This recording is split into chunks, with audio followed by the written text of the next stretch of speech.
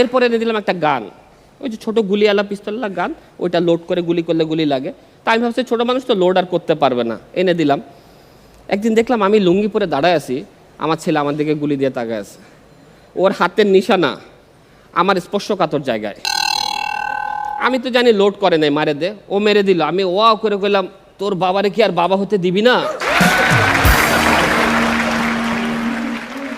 পাশ থেকে আমার বউ বলতেছে, ছেলে হোক মেয়ে হোক দুটি সন্তানই যথেষ্ট।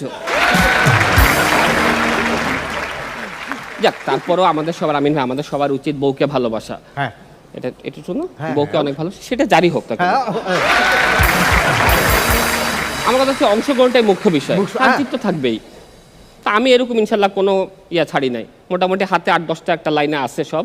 কিন্তু একদিন দেখি আমার কাছে একটা চিঠি আসছে, চিঠিতে লিখছে, তরু আমার বউর পিছন থেকে সরে যা, না হলে তোর কপালে খারাপ আছে। নাম অ্যাড্রেস কিছু দেয় নাই। মানে আমি টেনশন কার পিছের থেকে সরুম এতগুলির মধ্যে থেকে।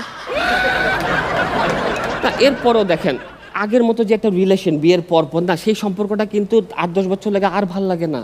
এদিকে অফিসের প্রেশার, এদিকে বাসায় ট্যাবলেট ক্যাসেল কে করতে থাকে। যেদিন বউর সাথে একটু ফিল হয়, খুব ক্লোজলি যাব, যেদিন আমার ইচ্ছা হয় সেদিন বউয়ের ইচ্ছা হয় না, যেদিন বউয়ের ইচ্ছা হয় সেদিন আমার ইচ্ছা হয় না, আর যেদিন দুজনের ইচ্ছা হয় সেদিন পোলাকায় বাবা আসলে লুডো খেলি। কিন্তু শর্ত হচ্ছে আমার গুটি কাটতে পারবা না। আমাকে বাবারে তুই ঘুমা, তারপর দেখ কার গুলিটা আমি কাটি।